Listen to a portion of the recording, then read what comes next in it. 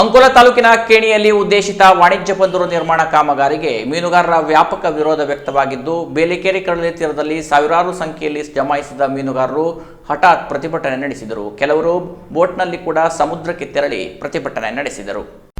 ಅಂಕೋಲಾ ತಾಲೂಕಿನ ಬಾವಿಕೇರಿ ಗ್ರಾಮ ಪಂಚಾಯತ್ ವ್ಯಾಪ್ತಿಯ ಕೇಣಿಯಲ್ಲಿ ಖಾಸಗಿಯವರ ಸಹಭಾಗಿತ್ವದಲ್ಲಿ ವಾಣಿಜ್ಯ ಬಂದರು ನಿರ್ಮಾಣಕ್ಕೆ ಸ್ಥಳೀಯ ಮೀನುಗಾರರು ವಿರೋಧ ವ್ಯಕ್ತಪಡಿಸಿ ಮತ್ತೊಮ್ಮೆ ಪ್ರತಿಭಟನೆಗೆ ಇಳಿದಿದ್ದು, ತಾಲೂಕಿನ ಬೇಲಿಕೇರಿ ಕಡಲ ತೀರದಲ್ಲಿ ಸಾವಿರಾರು ಸಂಖ್ಯೆಯಲ್ಲಿ ಮೀನುಗಾರರು ಜಮಾಯಿಸಿ ಬಂದರು ನಿರ್ಮಾಣಕ್ಕೆ ವಿರೋಧ ವ್ಯಕ್ತಪಡಿಸಿದರು.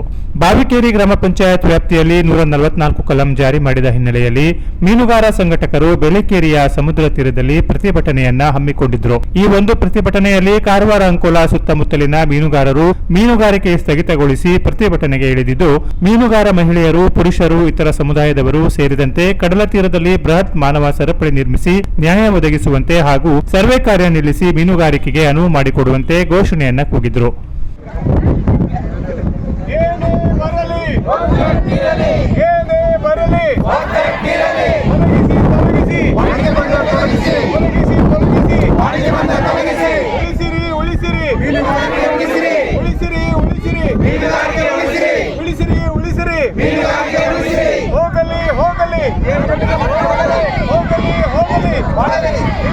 ನೂರಾರು ಮೀನುಗಾರಿಕೆ ಬೋಟ್ಗಳು ಸಮುದ್ರದಲ್ಲಿ ಜಮಾಯಿಸಿ ಪ್ರತಿಭಟನೆಯಲ್ಲಿ ಪಾಲ್ಗೊಂಡಿದ್ದರು.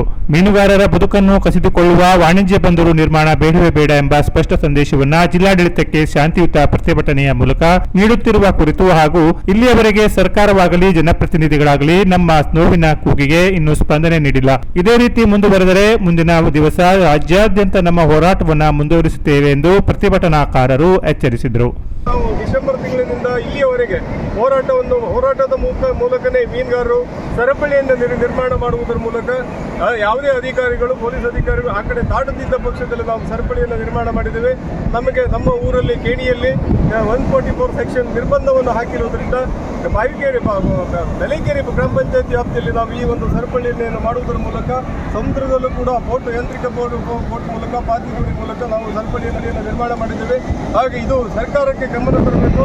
ಸರ್ಕಾರ ಇವತ್ತಿನಿಂದಲೇ ಈ ಯೋಜನೆಯನ್ನು ಕೈ ಬಿಡಬೇಕು. ಕೇಣಿಯಲ್ಲಿ ಆಗ್ತಿರ್ತಕ್ಕಂಥ ವಾಣಿಜ್ಯ ಬಂದರನ್ನು ಕೂಡಲೇ ಕೈ ಬಿಡಬೇಕು.